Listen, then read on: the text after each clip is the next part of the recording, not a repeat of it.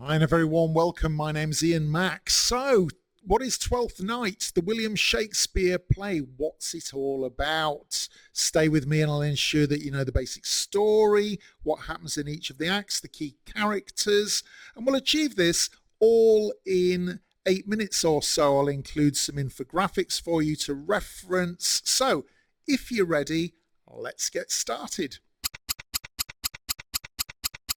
Twelfth Night, a 5-act play by William Shakespeare, believed to have been written around 1601, 1602. First recorded performance was in 1602 at the Middle Temple, which is a London law school.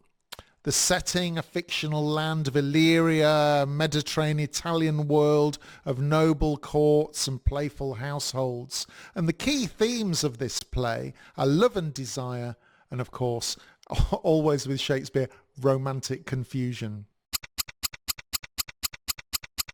The general story of Twelfth Night is as follows. A shipwreck leaves twins Viola and Sebastian separated, each believing that the other one had drowned.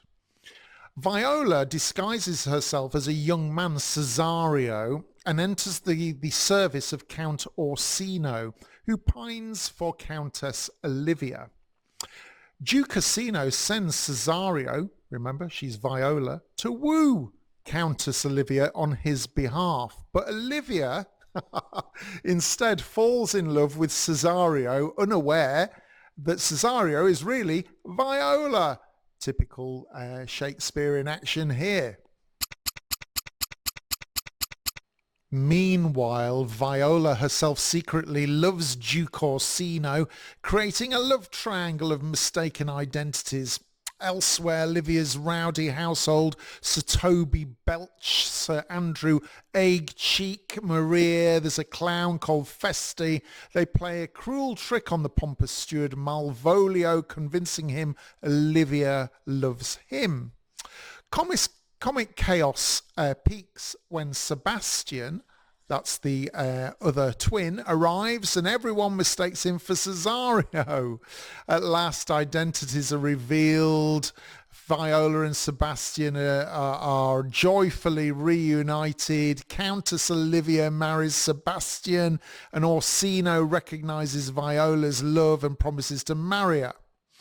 Malvolio, though, interestingly, is humiliated, storms off vowing revenge, and it leaves the play a bit balanced between festivity and a kind of a tinge of bitterness, really.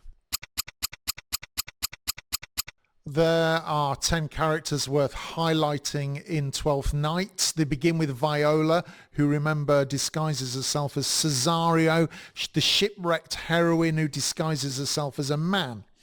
Then we've got Sebastian, Viola's lost twin brother, who is later mistaken for her. We've got the Duke Orsino.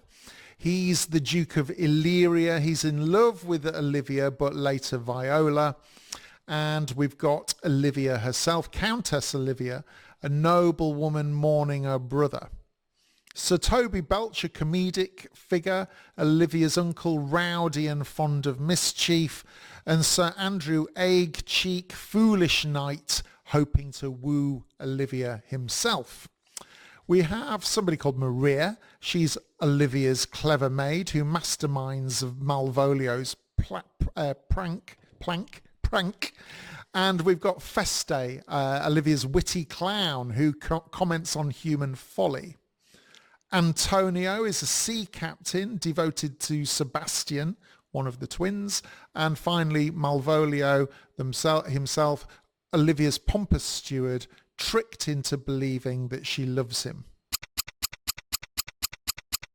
Let's get the story going. A shipwreck leaves twins Viola and Sebastian separated, each thinking the other one has drowned.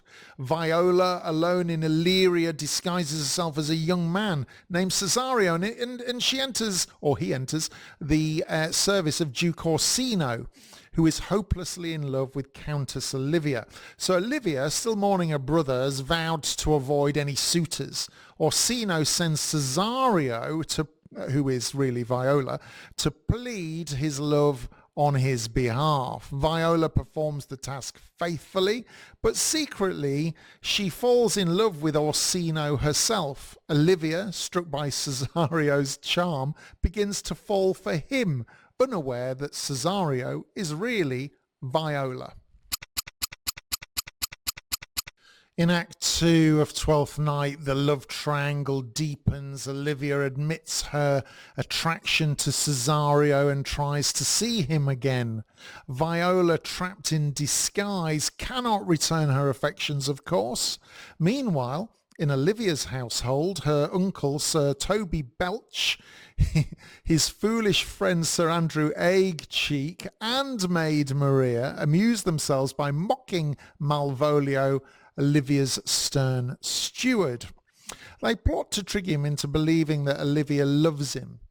Bit cruel. Elsewhere, Sebastian, the twin, who survived the wreck, travels with his loyal friend Antonio, setting up future confusion.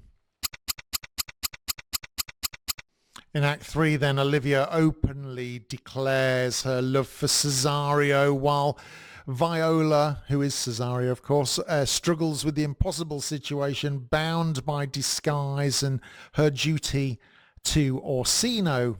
Malvolio, who has been tricked by a forged letter, begins to act absurdly, smiling and wearing yellow stockings to please Olivia, who thinks he's gone mad. Meanwhile, Sir Toby, Sir Andrew and Fabian mock him further. Tensions rise as Sir Andrew, jealous of Cesario, challenges him to a duel. Antonio intervenes, mistaking Viola for Sebastian, and is arrested, creating more layers of mistaken identity. Chaos. In Act 4, the confusions peak. Olivia mistakes Sebastian for Cesario and quickly marries him, which is really a good thing. Viola, still disguised, is bewildered as her world spins further out of control. Malvolio is locked up. He's locked up actually as a madman. Protests his sanity, but Fester the clown torments him in disguise.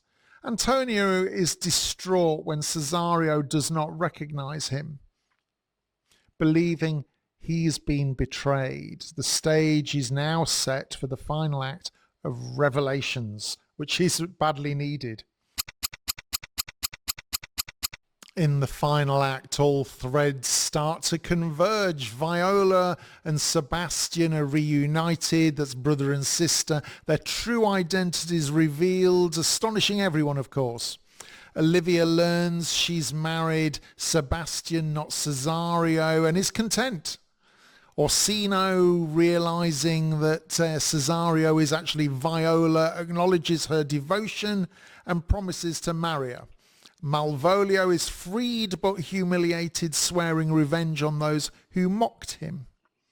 The play closes with joy for most, love, marriage, reconciliation, as often we find in Shakespearean comedies in particular.